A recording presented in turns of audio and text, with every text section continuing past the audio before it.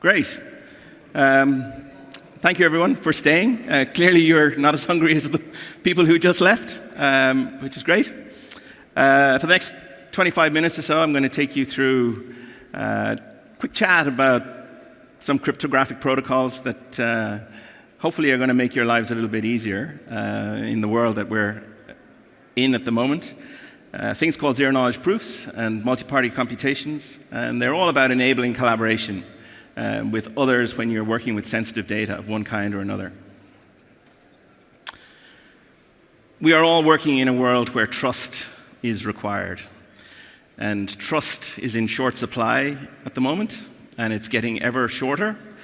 The things that we need, privacy, security, confidentiality, enforceability, audit, all of these things that we deal with on a daily basis, not just in the security world, but in the business world, are getting harder and harder and harder to find. All of the things that we used to believe as true are now suspect. An example that I had only 2 weeks ago, I was interviewing an engineer who'd gone through a screening process from 100 people down to 3. I was interviewing an AI-generated person. When we went back and investigated what we thought was a real person, it turned out that the LinkedIn account was fake.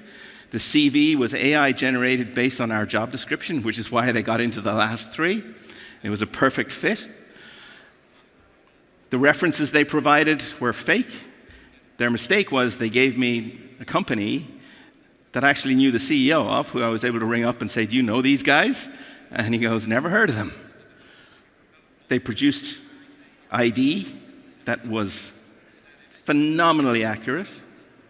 The only way I was able to tell it was fake was by the surrounding imagery, not the image of the ID itself. So we are in a place where we can trust nothing. We've got to be able to verify everything. And why this matters is it is going to cost us as a society, by the end of this year, almost $10.5 trillion in what we pay for all of the damage that hackers and others are going to inflict on us. That is a phenomenal number. And we absorb it as a cost of living. And we need to do something about it because it is about to explode. Just listening to the last speaker, AI for good. Well, the opposite to that is AI for bad. And the bad guys are really good at using the latest and greatest tools to produce the things that they need to make their business successful. They are learning everything they need to know in order to attack us and steal our money. These are just some of the things that we use to prove stuff about ourselves. We use our face, fingerprints, emails, private keys, utility bills. All of these are attributes or stuff, but generally paper documents or paper-based stuff that is produced by somebody, handed to you, which you can then use as a credential of some kind to prove something about yourself. And we do these things to open bank accounts, buy goods, hire people, pay our taxes, everything necessary in order to go about our lives and establish we are who we say we are in the course of whatever it is we need to do. We're getting to a place where we can no longer trust anything that is presented to us that started in paper and ended up in scanned form or some digital mechanism where it's transferred from person A or party A to party B. Which means we need to take the information we capture and verify that with the original issuer. Now, the original issuers are in many cases government agencies, banks, regulators, people who are generally pretty tight with information. They don't like sharing anything. But what they don't realize is that they are actually the trust anchors of the digital economy. They hold the keys to the kingdom. They hold the information that allows us to prove things about people and businesses that are true. And the mechanisms that we need to be able to prove these things are these cryptographic protocols that I'm going to dive into in a second. So this is the why.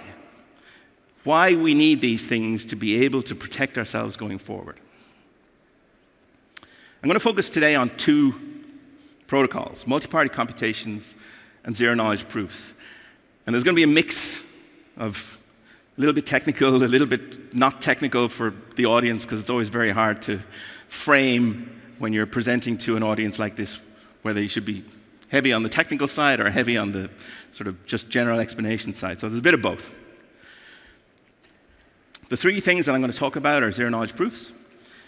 It's the ability to prove that you know something without disclosing what you know. So you can keep something private, but still communicate to the other party that you know it. I know a password. I know a PIN. I know my date of birth. I know my credit card number, but I'm not telling you what it is. That's valuable, because if you can keep it private, you've kept it private. It means nobody else has it. Multi-party computations are like a supercharged zero-knowledge proof. The big difference is that it allows for decentralization. It allows information to be computed from multiple parties or with multiple parties, rather than with zero-knowledge proofs, which is one-to-one. It's me to you, or you to somebody else. And then messageless computation is an iteration of multi-party computation that solves a very big problem, and I'll explain why in a second.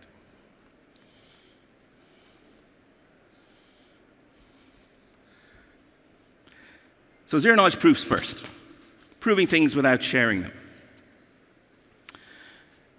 So today, when we authenticate, which is probably something we all do many, many times a day, proving that you are the person who is authorized to access a service, you put in a username and a password, and you send the password in encrypted form to a service provider who looks at it and goes, yep, I know Rob, and he's given me the magic key that is going to allow me to access that service. It's pretty simple. And in the course of doing this, there's risk involved in doing this. Most of it is pretty low risk for all of us. But there are high-risk situations where, in the course of doing that, hackers are looking to steal that information in order to access whatever it is. It might be account information, who knows, a whole variety of reasons. Eliminating those risks would be valuable in those scenarios. And that's where zero-knowledge proof potentially comes in. So we have two parties involved in a zero-knowledge proof. We have a verifier, someone who seeks to verify something, prove something, and then the prover who has the authoritative information that wants to establish you have what you say you have, you know your password, you know your credit card, you know whatever it is. And the way we do this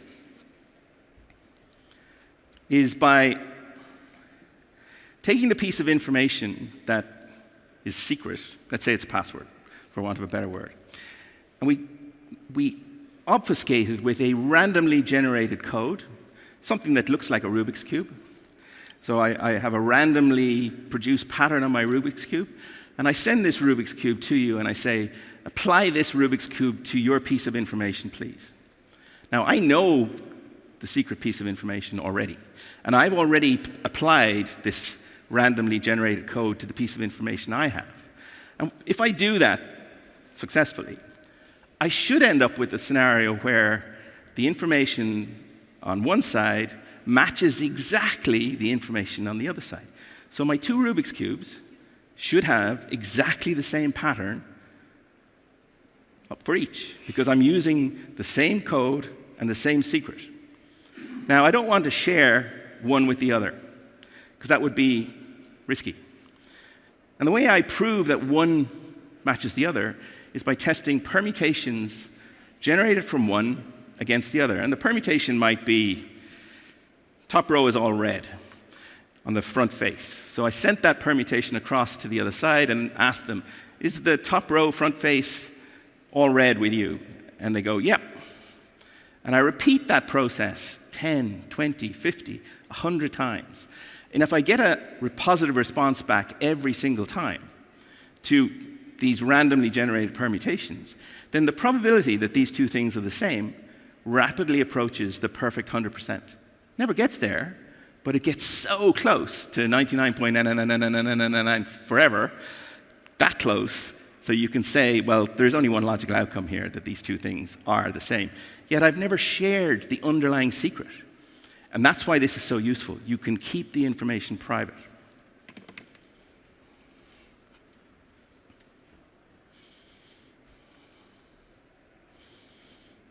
So we've never shared anything. Now you can use this for passwords, for any kind of attribute. Identity is something that we spend a lot of time on. And being able to prove things about people because it's sensitive, it's personal, and private, where I want to establish, for example, do you have an entitlement to something? Are you over a certain age? Are you under a certain age? Should you be accessing this service? So there's a big discussion around social media at the moment, whether under 16s, under 13s should be getting access to certain sites on the internet. Well, if I could prove that that person was under whatever age it is, or over whatever age it is, then I could reliably give them access to that service. You know, unfortunately, every self-respecting 13-year-old boy is going to tick the box to say, yep, I'm 18, I can get in here and I can order whatever I want and see whatever I want, and maybe girls too, I don't know. But the tick box is not a solution. So being able to prove something about yourself without disclosing anything else other than the fact you are under or over a certain age is extremely beneficial. And that's just one scenario. So it could be entitlement to a pension, for example. Are you over 65, under 65? Whatever those things are, you can prove these facts and use them for a useful purpose. This is coming next year in the European Union's digital identity wallet. We will all carry around credentials of one kind or another that we will have in our phones to be able to prove certain things about ourselves. But they're all based on strong identity, meaning I've established you are who you say you are, highly reliably, and that, I believe, has to be done with government data. And the only way governments are going to allow that to happen is through the use of these cryptographic protocols that secure the information.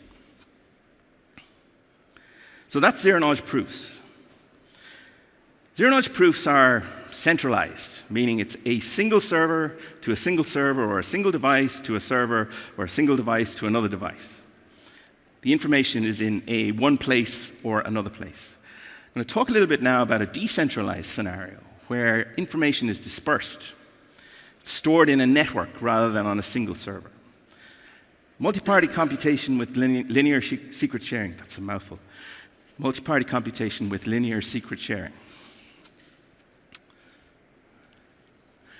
So how multi-party computation works, we potentially can take a piece of information, break it up into pieces, store those pieces in a randomized network, and still process those pieces as if they were in one place, but they never come back together.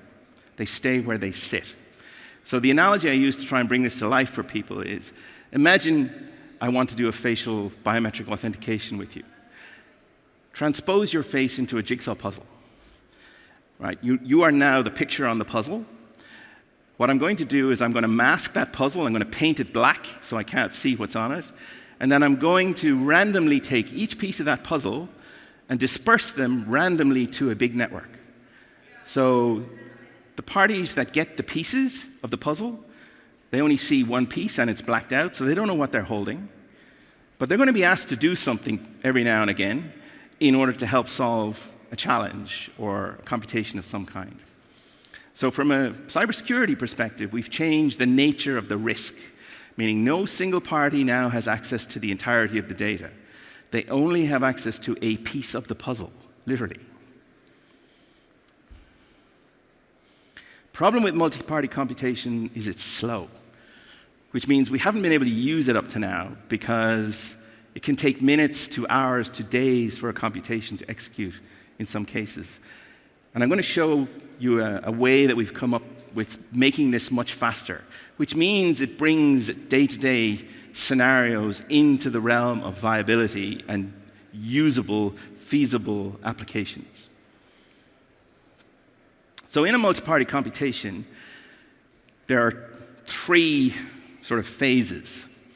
You have dealers that essentially take the information, disperse them into a network, mask them, and allow them to be stored so they remember where the information has been put. You've got the computing nodes that process a computation of some kind, and then you've got the result nodes that take the results from each of the computing nodes, reassemble the result, and produce the answer to whatever it is. So here's a simple example where I might have a password or a private key, some piece of sensitive information, where I want to break that password or that private key into pieces and store it in a randomly large network. So I might have 10,000 nodes in my network, and I'm going to pick 10 at random, and I'm going to put pieces of my key puzzle into this network completely randomly. So the first phase of this is I have to mask them, and I have to pick the nodes that I'm going to store the information in. So that's the creation of what we call particles. Taking your share of the secret mask and applying that to your sensitive information, your private key or your password, whatever it is, and distributing them over your network. Second phase is the computation of a function, whatever that might be. Let's say, go back to my example of a facial biometric. So I want to authenticate you, so I capture your face. I want to compare your face now against what's stored in this distributed network, piece by piece. So I'm able to break it down and send to each of the nodes that hold the pieces of the puzzle the challenge that says, is this Rob? They run a computation for their piece of the answer, right? And then they send that piece of the answer back to the result node, which puts it all together and says, yes, it is, or no, it isn't. But in the course of doing all of this, the pieces of the original puzzle that I had sent out never get recombined. So they stay where they sit. So I don't have to reconstitute the data in order to process it, which is a huge step forward when it comes to storing secure, private, sensitive information. Now, you could store this information into a private network that's large, or you could store it in a public network that potentially could be super large. The analogy we use here is, what if you could use the internet storing this information? So any device that's on the internet potentially becomes available for storage of information. People struggle with this because they now think, well, that means I'm giving my stuff to some random stranger that's sitting on a phone or device somewhere and I have no control over it. Yeah, but they don't know what it is because they don't know where the rest of the puzzle is and they can't see what is actually on the piece of the puzzle that you gave them because it's masked. It's hidden. But the value from an entropy point of view of doing that is that you've now put pieces of information into a massive network where you don't know where they are. Nobody else knows where they are. So in order to reconstitute that information, you've got to find them, you've got to collect them, you've got to unmask them, and then you've got to process them. That's X by Y by Z by whatever. That is an absolutely massive number from an entropy point of view, which makes the security of the system really, really strong. And the analogy is it's hiding in plain sight because you don't have to secure it. The randomness that you've inserted into the system is the security. Now, there are issues with this because what if, sorry, I jumped. If you put a piece of the puzzle into a large network and that piece of the puzzle disappears, then you've got a problem. So you've got to build in redundancy into the network. So I'm going to store the same piece of information in multiple places. So if one guy goes offline, there's another place I can go to get it so that I'm not putting at risk my ability to compute against the information that I've stored. So I may decide I want to have 3 levels of redundancy or 4 levels of redundancy, depending on the sensitivity of the information. The more nodes you have in the network, the more resilient it's going to be, the more robust it's going to be because you've got security from numbers, essentially.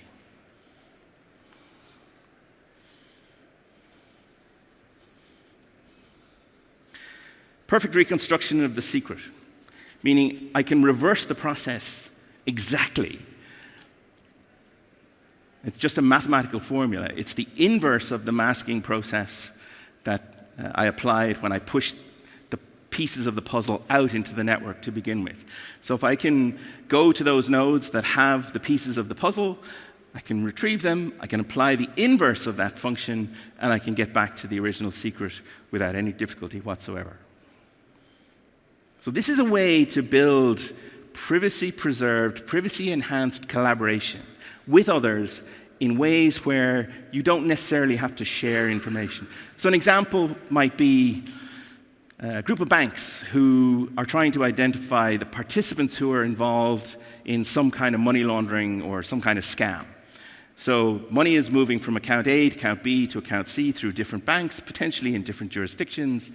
If you could run a multi-party computation, accessing information that each of those parties have, none of them would learn what anybody else is contributing to your computation, but you would all get to see what the result is that would say, nah, there's nothing going on here, or yeah, there's something strange here. We can see by the nature of the transactions that something is amiss.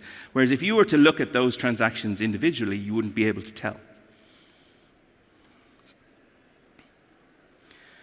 So some of the things that you can use it for, authentication we've talked about, credential management, being able to prove things about people with issuers, authorities, whoever.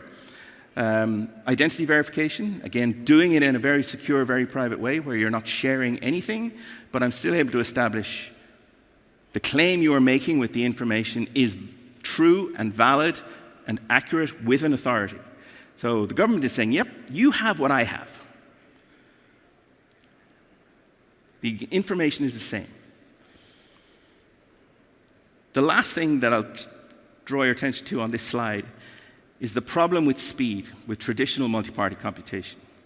So that little equation at the bottom, the number of messages, 2D n squared. So go back to my facial biometric. Let's say I've got 100 vectors in that facial biometric. So my D is 100, and I have 10 nodes in my network. That's n, so 10 squared is 100. So 2D n squared is 2 times 100 by 100, which is 20,000. So 20,000 messages have to be exchanged between the nodes in that network in order to run the computation. That's an internet transaction. So let's say it's 100 milliseconds per message exchanged. 100 milliseconds by 20,000, what's that? 2,000 seconds, which is 40 minutes, something like that? 35 minutes?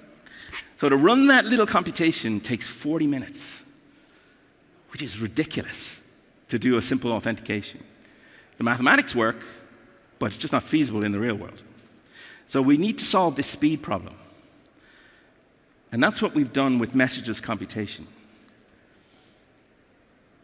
We've figured out how to eliminate all these messages and do it in a way where all of the message exchanges now get condensed into the node that holds the original information. So all the processing now, instead of being internet transactions, become CPU-level transactions.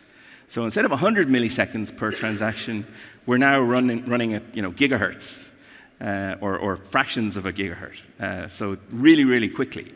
And that has implications in speed terms, anything from 1 million to 1 billion times faster, which takes my example again of my facial biometric authentication from 40 minutes down to less than a second, which means we can now use it.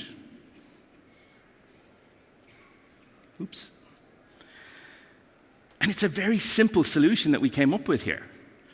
It was actually the combination of 2 cryptographic primitives, one-time masking and Shamir secret sharing, to create this new protocol, which we call messageless computation.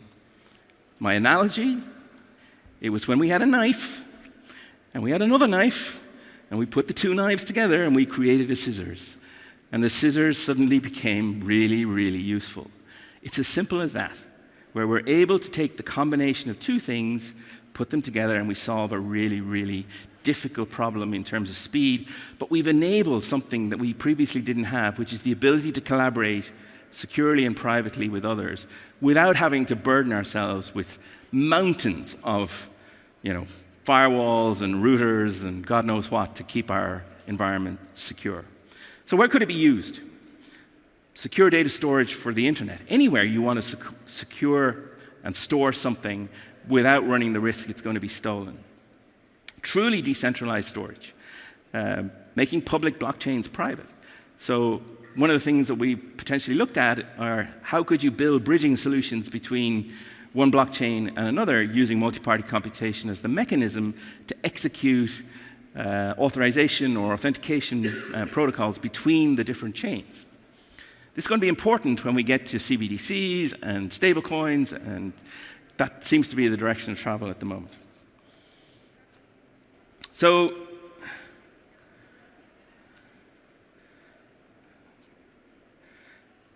I've left a few minutes for questions, if anybody has any questions that they'd like to answer. I am an engineer, but I am not a cryptographer. My colleagues describe me as, he is dangerous, but not useful. Any questions?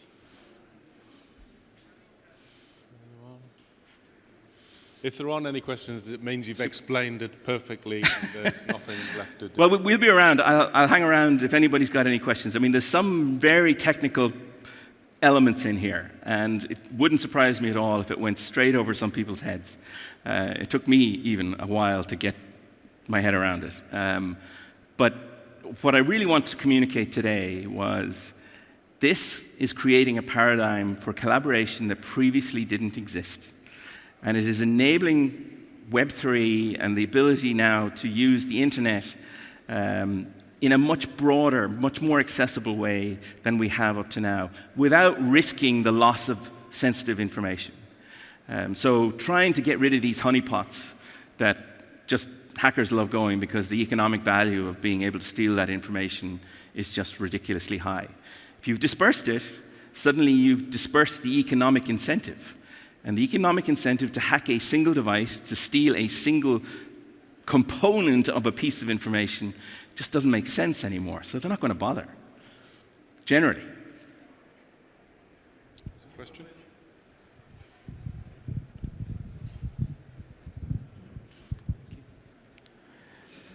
Yeah, thank you for the great presentation. I was just wondering, how far are we from theory to practice? Like, how much of this is being used in real life right now? We've proven the maths in a lab. The next phase of this would be building collaborations between organizations who have a vested interest in working together. And for years, I've been trying to build networks. The hardest part, building any network, is at the start. But if you can get parties who have a vested interest in collaborating in certain ways, so take the cyber community. We want to communicate information about risks and threats to others, but we don't want to expose that it was us that was the target of a threat, for example. Well, potentially, this could be very useful in that. Or I talked about financial crime as another one, healthcare. So another example that would be particularly useful. So today, when a candidate for a drug trial is being selected, they look for markers to see, is a particular individual suitable for a particular drug trial? All of that information is not in a single place. So you've got to go to maybe 4, 5, 6, 10 different places to run the assessment to see is a person suitable for a trial. Well, you could run a multi-party computation testing against each one of those 10 institutions to see, do they have the particular marker I'm looking for this candidate? And there will only be a certain number of people that would fit all of the different markers that I need to capture. That reduces the selection time for that candidate from potentially 6 months down to a couple of hours. And the cost of doing that, which is somebody going around with a briefcase to each one of those 10 institutions to do the investigation, from maybe 3 to 6 months, depending on where the institutions were in the world, down to hours, and the cost would be, orders of magnitude less. So there are massive applications, and some that we haven't even thought about. And I'm sure there are people in the room going, God, I could apply that to this. They start to come together. I mean, one of the things we looked at, actually, during COVID, was what if you could take telco data, combine that with, telcos know where everybody is, by the way, right? We all know that, I think. They can I'm tell. from a telco, so. Well, they know where everyone is, 24 hours a day. They don't like telling the world that, but they do. If you could combine that information with healthcare data to see, has somebody been in the vicinity of a positive COVID case, you could now put that into an analytical format to say, you've got hotspots in supermarkets and churches and pubs and discos, and this is a particularly bad one over here, avoid them. Now, we talked to the commission about doing something like this, and they said, no, we're going to let the genie out of the bottle on that one, and we don't really want to go there. But that's the power of the tool.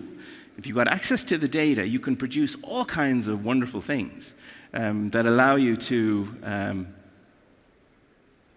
demonstrate something that could be really, really useful for the citizens or residents of a country. Yeah, you don't have to sell it to me. I'm with you. We're in the same boat in InfoSec, right? I'm just wondering who's buying it out there, the organizations, governments, right? Because I can see it's super useful. Like yeah. Don't have to sell it to me. I'm sold. Well, for us, as the public, sorry, I'm way over my time here, but for us as the public, we have a choice. We can push our governments to do things, to say, we want you to make access to this data possible in order for the cost of crime to be driven down. Because we pay for it.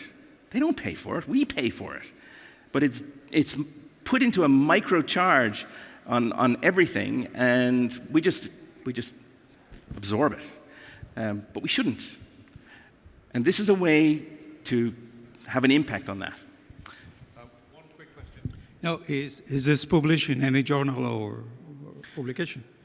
There are publications, but I mean, we've got tons of information that I'm happy to share with you privately afterwards as well.